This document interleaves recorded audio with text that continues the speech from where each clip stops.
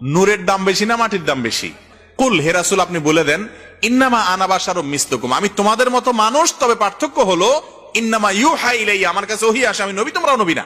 তাহলে এখান থেকে বোঝা নবীজি মানুষ, আর মানুষকে আল্লাহ তাআলা মাটি দিয়ে তৈরি করেছেন, সেই হিসেবে বোঝা তিনি মাটি। মুখ্য বিষয় আমাকে বলতে হচ্ছে, আমাদের দেশে অনেক কম পড়ুয়া মৌলবী আছে, তারা বলে নূরের চেয়ে মাটির দাম বেশি, বলে কি না? আচ্ছা, এই কথা যে বলে ওইটা কি সুস্থ মানুষ না পাগল? শুধু পাগল না বদ্ধ পাগল? এটার জায়গা কোথায় হওয়া উচিত? মাহফিলের স্টেজে না পাবনায়? নূরের চেয়ে কখনো মাটির দাম বেশি হতে পারে না। যুক্তি দেয় কোরআন শরীফের এই আয়াতের অপব্যাখ্যা করে, বলে নূরের ফেরেশতারা মাটির আদমকে সাজদা করছে, এর থেকে বোঝা যায় মাটির চেয়ে নূরের চেয়ে মাটির দাম বেশি। কিন্তু পাগলেরা তাফসীর আর হাদিস পড়ে নাই। মাটি দিয়া বানাবার কারণে নূরের ফেরেশতারা আদমকে সাজদা করে নাই।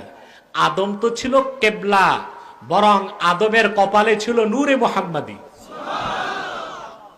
নূরের ফেরেশতারা নূরকেই সাজদা করেছে, আদম ছিলেন কেবলা। যেমন আমরা নামাজে সাজদা করি কাকে? কিন্তু কাবা হচ্ছে কেবলা। কথা বুঝতে পারছেন?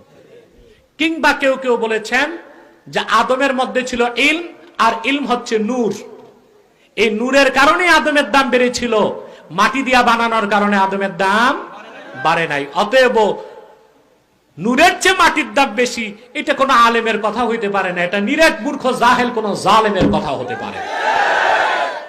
কথা বুঝতে পারছেন? আল্লাহ আমাদেরকে সঠিক সমাজ দান করুক, বলুন আল্লাহুম্মা আমিন। প্রমাণ হয়ে গেল দাম কার বেশি, ফেরেশতাদের না আল্লাহর খলিফার? খলিফার নাম কি? আমি আস্তে আস্তে কারবালার দিকে যাচ্ছি, কিন্তু গভীর মনোযোগ না দিলে আলোচনার আগা মাথা কিছু বুঝবেন না। তবে যার সম্মান বেশি সে সম্মান পাওয়ার উপযুক্ত। তোমরা সবাই আমার খলিফা আদমকে সাজদা করো। সমস্ত ফেরেশতারা আদমকে সাজদা করলো, শুধু করলো না ইবলিস। করলো না কে? বসেন না, দাঁড়ায় টাড়ায় ডিস্টার্ব করেন কেন? বসেন।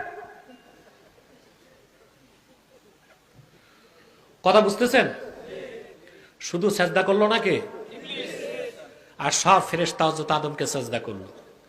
এখানে একটা সূক্ষ্ম বিষয় আমাকে বলতে হচ্ছে, আমাদের দেশে অনেক কম পড়ুয়া মৌলবী আছে, তারা বলে নূরের চেয়ে মাটির দাম বেশি, বলে কি না? আচ্ছা, এই কথা যে বলে ওইটা কি সুস্থ মানুষ না পাগল? শুধু পাগল না বদ্ধ পাগল?